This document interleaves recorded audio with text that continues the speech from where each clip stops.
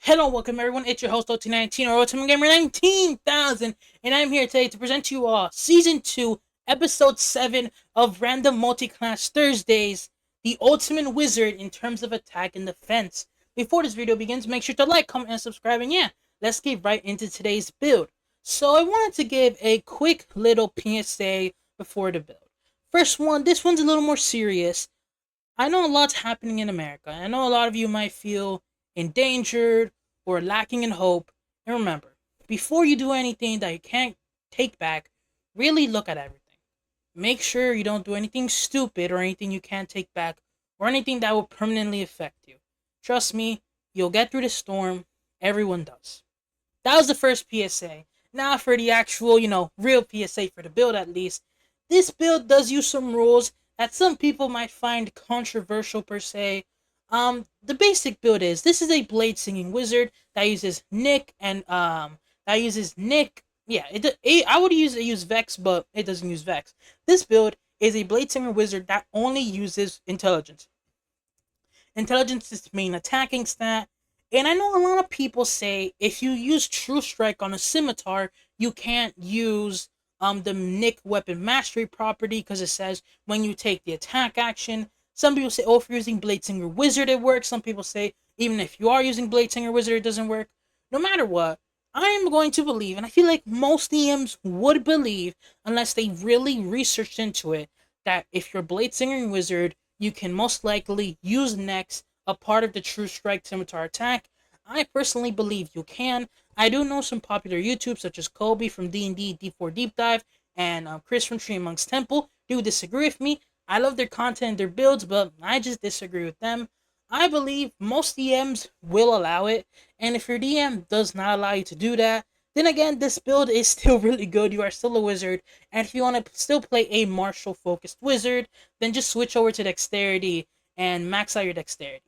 I really like that's kind of it. There's not much changes to this build. Yes, your damage will be lower because you're not abusing True Strike, but still, you'll be fine. Now, for today's weapons, we'll be using a scimitar and a club. Of course, we need a club for Shillelagh. That is the only reason we're using a club. Maybe your DM would allow you to kind of like reflavor these into skirma sticks, similar to the one that Nightwing has.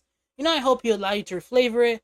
I'm trying to think of other characters that uses like batons. The blue Power Ranger from Power Rangers Jungle Force, he uses like I think not Kofa? No, Kofi. That's ice cream. I don't know. I don't know what the like name of the weapon is, but see if you're allowed to reflavor them in any way you want. Now for species, we'll be going human. Now, of course, humans get one use of heroic inspiration once per long rest. They gain additional skill proficiency. Pick your favorite, but they also gain an additional origin feat of our choice, and we'll be going with Magic Initiate Druid. We're going to be picking up Shillelagh, Guidance, and Longstrider.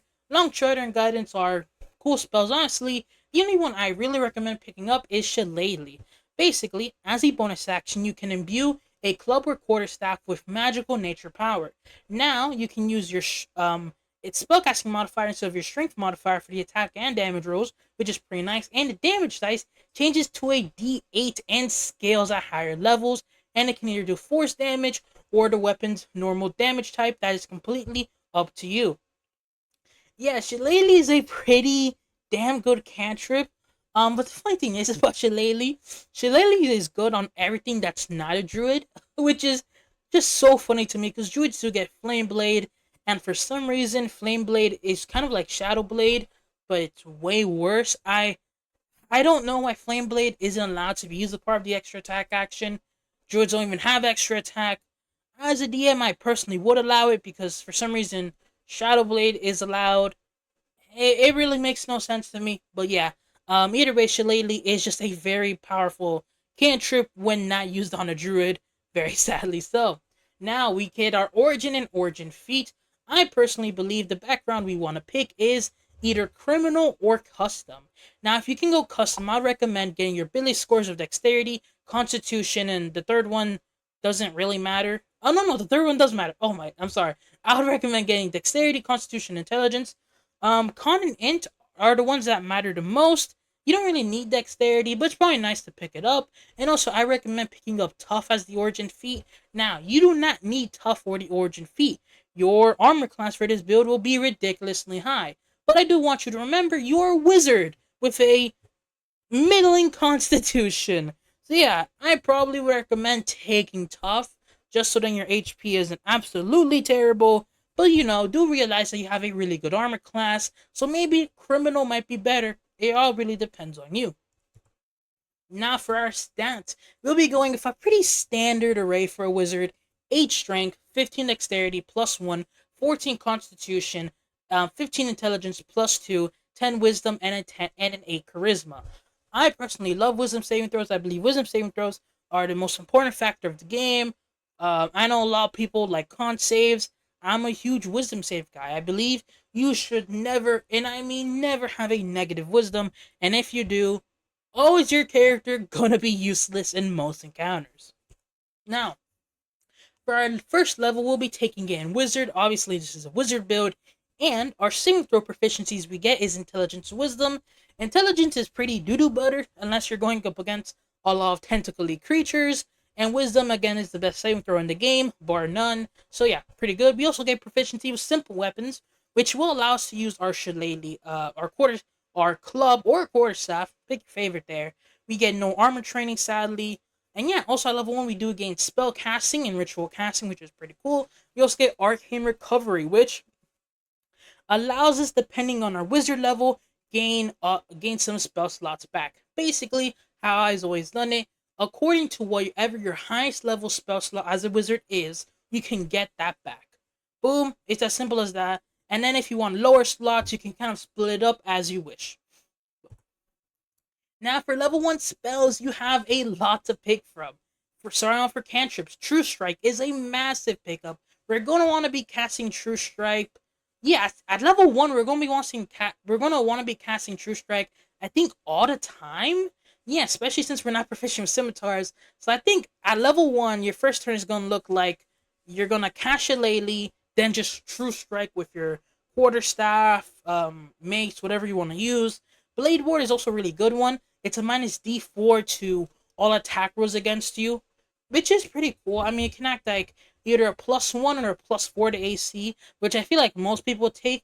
It does require concentration, which is decently pricey, especially for this wizard when we can do a lot of damage with concentration spells, so take that as you will. Total Dead is a very good ranged option, and Firebolt is, you're a wizard, might as well pick it. And also, I do want to note that you could easily make a ranged blade singing wizard, which I think that's going to be my next video. A ranged blade singing wizard. That could work. I'll get back to you guys on that. But for level 1 spells, I recommend picking up Alarm, Burning Hands, Disguise Self, Witch Bolt, Tasha's Hideous Laughter, Shield, Magic Missile, Mage Armor, Identify, Find Familiar, Feather Fall, and Expeditious Retreat. Now, of course, you're most likely not going to get all of these spells. Heck, you're probably not going to get half of them. But I do recommend, if you're looking to what spells as a wizard you should get, one of these will probably serve you very well. Now, at level 2, we gain Scholar, which gives us proficiency or expertise. It gives us expertise in Arcana, History, Investigation, Medicine, Nature, or Religion.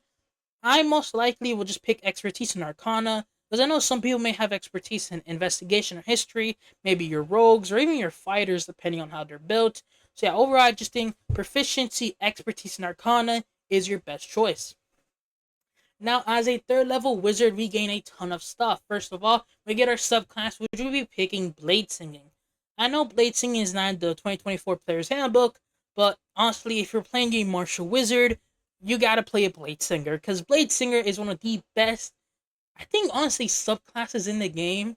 I mean, yeah, a lot of people were debating that that 2014's best build was a Blade Singing Wizard or a Divination Wizard. That was most of the debates that were being held. Now, the first feature you get as a Blade Singing Wizard is at level 3, you gain proficiency with Light Armor and proficiency with one type of one-handed melee weapon of your choice. You'll be picking up Scimitar. Now, you also gain proficiency in the Performance skill if you don't already have it, which can be situationally good every blue moon. Now, with your Blade Song, as a bonus action, you gain a boost your AC equal to your intelligence modifier. Your walking speed increases by 10 feet. You have advantage on dexterity, acrobatics checks, and you gain a bonus to any con save you make to maintain concentration equal to your intelligence modifier. Wow, that's a lot. And also, you can only use this feature a number of times equal to your proficiency bonus per long rest. Yeah, it's a really good feature. I mean, it lasts for a minute. It does have some pretty heavy restrictions, such as no medium armor and no shield. But if we're being honest here, we're wielding light armor with scimitars and a mace. We don't really care for heavy armor, shield, don't medium armor. We don't care for any of that. Yeah, Blade Tongue is a very, very good feature. And yeah, overall, I mean, Blade Tongue is the only reason wizards are allowed to be marshals. Because without it, wizards are very, very, very bad marshals. Please never go into melee range as a wizard if you do not have Blade Tongue up. I don't know how much to stress it. Unless you have like Tensor Transformation. Even at that, that's a pretty bad spell, according to some people. So, just pick Bladesinger.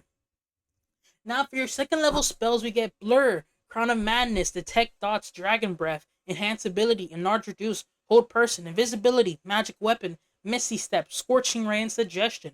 Now, of course, you don't have to pick all of these spells, but some of these spells are definitely pretty nice. I mean, Scorching Ray, Misty Step, Invisibility, Hold Person, Suggestion, Enhance Ability, Enlarge Reduce, all really good spells. I do definitely think you should probably pick up Misty Step first. I feel like that's the most important. And hold person can also be very good. I mean, this is not a hold person build. I won't spoil what the main concentration of this build is, but trust me, it's not gonna be magic. It's not gonna be hold person because I feel like hold person builds are very meh. But I definitely do think Misty Step here is a must-have. Magic Weapon can be nice. I mean, I guess you nah. I think you can cast Magic Weapon on a like before True Strike weapon. I don't know. I know Magic Weapon works really weird. I was looking into a build doing like Elemental Weapon with Shillelagh. That's a build for another day though. I may or may not do that. Who knows? I do. But yeah, overall Magic Weapon is a cool one, but it gets a little weird with Shillelagh and True Strike. So keep that in mind. Now, level 4, we gain our first feeder ASI, and we'll be picking up Warcaster. We can increase our intelligence by 1 to a... Now we have an 18 intelligence. We have an advantage on any con save, plus with the fact that we get a +4 now to con saves when we have our Blade Song active, a +6 plus advantage. We shouldn't be failing to them often, and also anytime a creature provokes an opportunity attack, we can now cast a spell as a reaction, which is pretty nice. I mean, the spell must have a casting time of 1 action and must only target that creature. So no reaction. Fireball. Wait. Oh, you could cast Hold Person. So you can now reaction Hold Person someone. That is very interesting. Oh my gosh.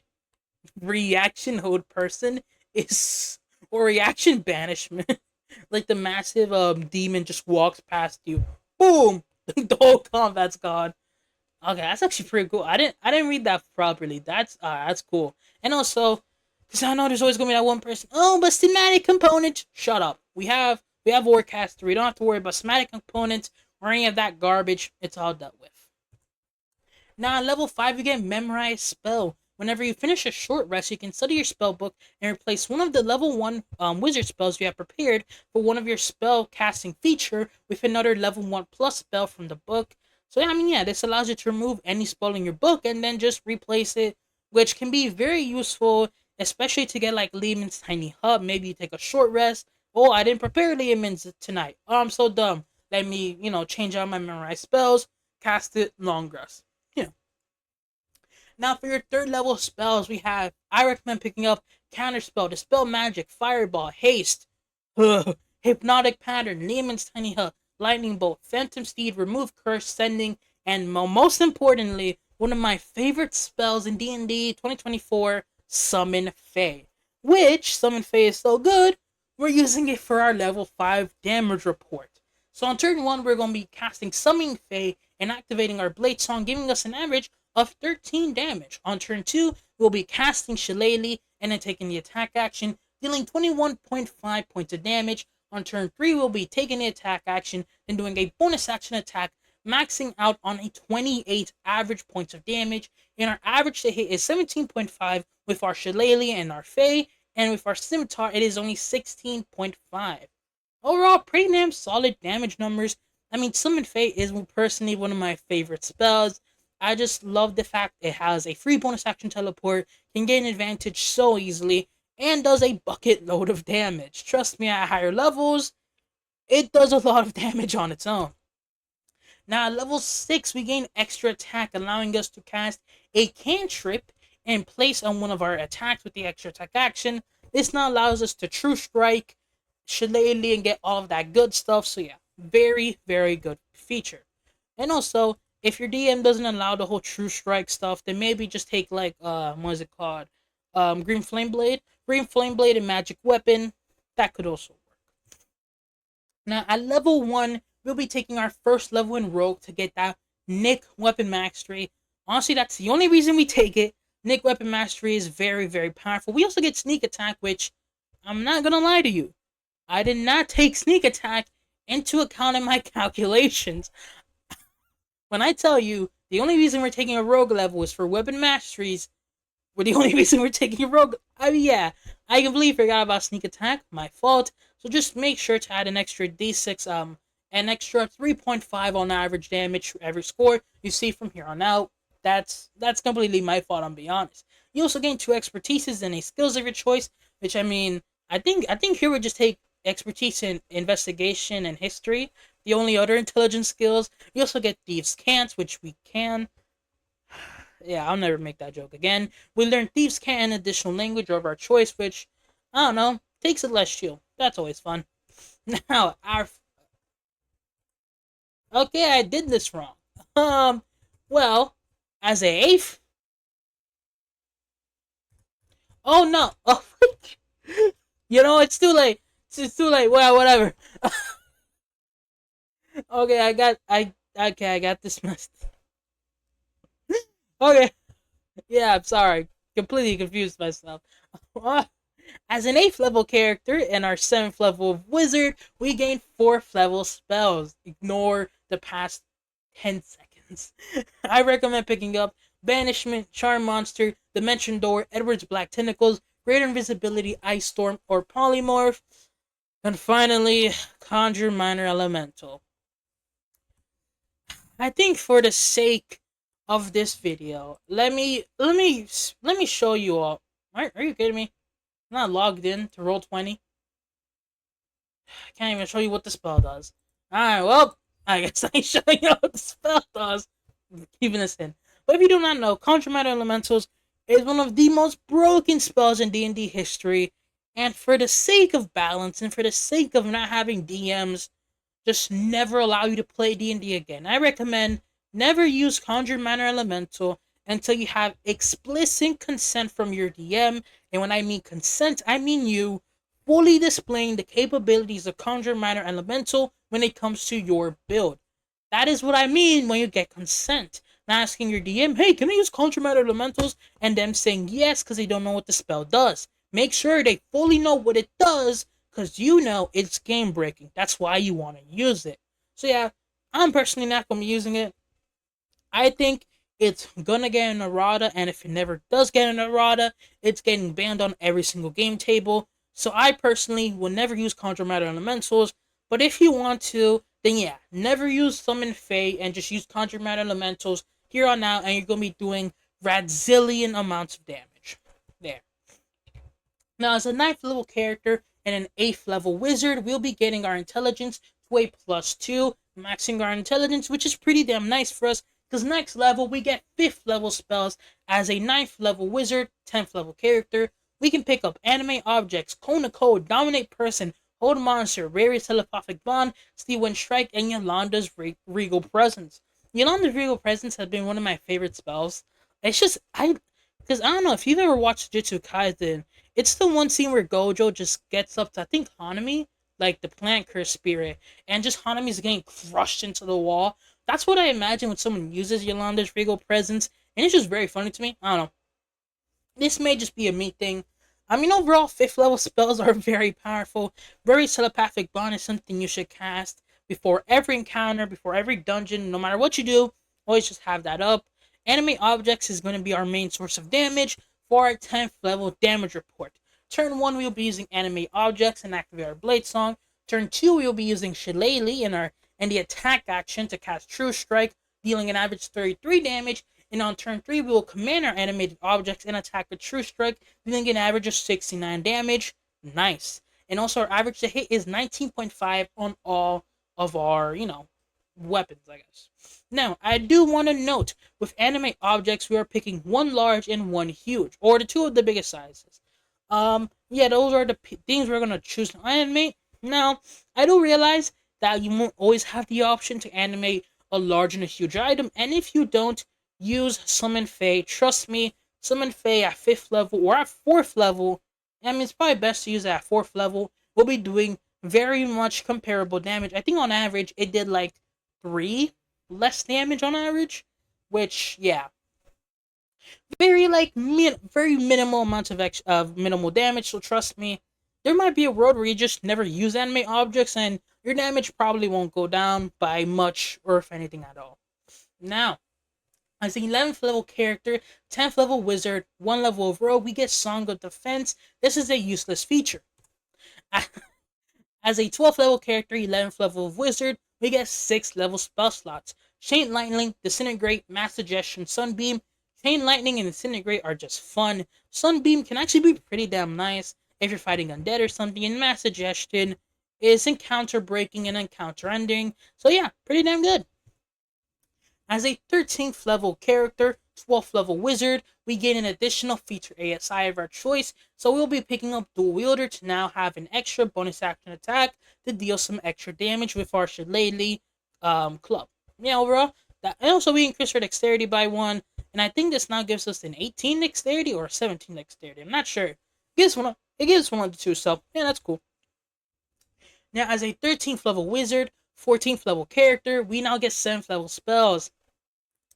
And here's where we get the fun spells. We get Force Cage, Mordekaiser's Magnificent Mansion, Plane Shift, Reverse Gravity, Teleport, did I say reverse oh my gosh! I said reverse gravity twice. Holy, I just all sorts of times this video. Yeah, you also get Simulacrum here, which is, beyond fun. Yeah, I mean, who doesn't love a good Simulacrum? I know who doesn't. Most DMs. So yeah, definitely ask your DM before you cast Simulacrum if you can. It is a very powerful. I mean, honestly, I feel like most DMs would be fine with Simulacrum as long as you're using it to cast like Plane Shift, Teleport, Mordekaiser's Magnificent Mansion. I feel like most DMs would be fine with one if you just have it as a, oh here, cast all of the utility and buff spells I have in my spell book. Which I feel like, yeah, I feel like most DMs would just allow it. Now, as a 15th level character, 14th level wizard, we get Song of Victory, which allows us to add our intelligence modifier to any melee attack roll we make while our Blade Song is active, which is every attack roll we make, which is going to come in pretty good, because we now have our 15th level damage report. We are now back to casting Summon Fae at 6th level, activating our Blade Song, dealing 48 points of damage. Whoo! We now turn 2, we cast Shillelagh, and take the attack action, casting True Strike, dealing 101 points of damage on average, which is massive. And on turn 3, we use our attack action, cast True Strike, bonus action attack, dealing 118 points of damage with an average of hit to 20.5. Yeah, overall, pretty damn solid numbers. I mean, yeah, Summon Fae at higher levels really just scales so well. Getting that third attack on Summon Fae is pretty damn massive. Now, as a 16th level character, 15th level wizard, you'd have got that confused, we get 8th level spells. Anti-Magic Field, Clone, Dominate Monster, Mind Blade, Powered Stun. I recently did see Clone get used in the new episodes of Face of Draconum. I won't spoil how it's used, but yeah, Clone is one of those spells that I feel like not enough people appreciate, because it really, really can save a party. Especially if your party has no clerics.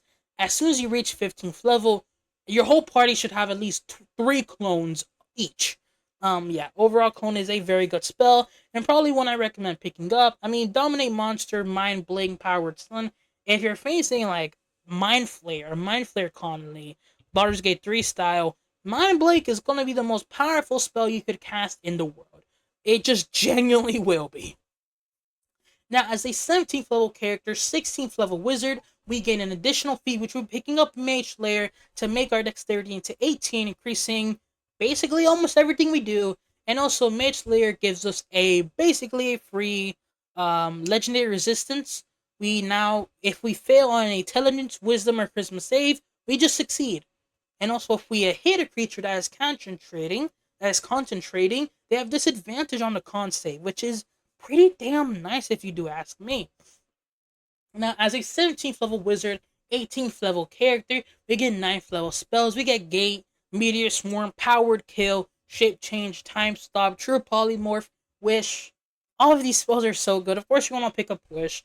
I mean, honestly, I think Wish and maybe Meteor Swarm might be the play. I mean, Meteor Swarm is just fun. Let's be honest. Meteor Swarm is always and will always be fun. I mean, you could use Wish to just wish Simulacrum on yourself, and then boom, just have a second 17th level wizard. So that could definitely be fun. Now, as a 19th level character, 18th level wizard, we get Spell Mastery. Basically, this feature allows us to always have prepared any level 1 or level 2 spells that have the casting time of an action and be able to cast them completely for free, not expending a spell slot. You might be asking what spells that are good at this level are level 1 or 2. None. I mean, you can't use Shield, you can't use Silvery Barbs, you can't use Misty Step. Yeah, kind of cooked. I'm not gonna lie to you. It is all, yeah, every single level 1 and level 2 spell that requires an action is level 1 and 2 for a reason. A level 19 character or level 18 character has no use for them. You can literally cast Meteor Swarm and make infinite clones of yourself. Why would I need, I don't know, Burning Hands? I can cast 15 fireballs. Let's be real.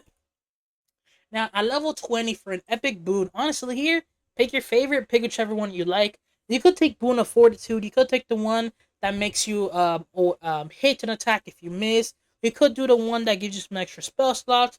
Honestly, here, it's pick your favorite. Whichever one you feel that this build would best use. None of them really add to your damage, well, at least the way I calculate damage, so pick your favorite. Now, level 20 damage report. On turn 1, we'll be casting Summon Fate at 8th level and activate our Blade Song, dealing an average of 72 points of damage, which I think at level 10 is actually higher than our turn 3 maximum damage, which is so funny. On turn 2, we'll be casting Shillelagh and using the attack action to cast True Strike, dealing an average of 130 points of damage. On turn 3, we'll be using our attack action to cast True Strike, bonus action attack, dealing 147 points of damage with an average to hit of 21.5. Okay. This build is really good. I mean, yeah, that's, I feel like that's obvious though. This build is supreme in almost every way of the word. I mean, yeah, you're a 19th level wizard. Let's be real here. You're gonna be a good build. I mean, this build has really good martial damage, 147 martial damage. With, I mean, 3 turns of setup. 3 turns is it's not short by any means. That is most combats. But I mean, as soon as you get Summon Fae active, that's when, I mean, Summon Fae alone dealing 72 points of average damage. I think this build is more of a love letter to Summon Fae. I mean, if I Summon Fae, our damage would literally be in half in most cases. It's just damn, Summon Fae is such a powerful, such a fun spell. And for me, I personally love summoners. In video games, I've always loved Summoner. I always loved Dual Masters of Conjuro. I think that's how you pronounce the series. I don't know. I've always loved Yu-Gi-Oh! I've always loved Pokemon. I always loved like the Summoner and Controller type classes. Well, at least like the monster controllers, because I've always thought they were the funnest. So yeah, I personally love Summon Fae, and I love the fact I'm getting to use it and show how good it is in a 2024 build. Now, there are some 2023 to 2014 spells. I hate the fact that 2014 and 2024 just makes it so much confusing, so more confusing to say. Now, here are some spells from those 2 years that could definitely buff this build a significant amount. Absorb Elements, Silvery Barbs, Thunderstep, Psychic Lance, Crown of Stars, Jim's Magic Missile. All of these spells are all really good and definitely can help your damage increase by a lot. I mean, Crown of Stars, of course, being one of the more notable mentions, of course. A 7th level Summon Fae is good, but a 7th level Crown of Stars is even better. Absorb Element, Silvery Barbs, of course, two very powerful spells. Thunderstep being a very underrated spell. Shout out Sebastian Crow. And also Jim's Magic Missile, kind of just being Magic Missile, but a little bit better in my opinion. But yeah, overall, that's today's video. If you guys did enjoy this video, make sure to like, comment, and subscribe. And yeah, that's your boy OT19 signing out. Peace. Oh.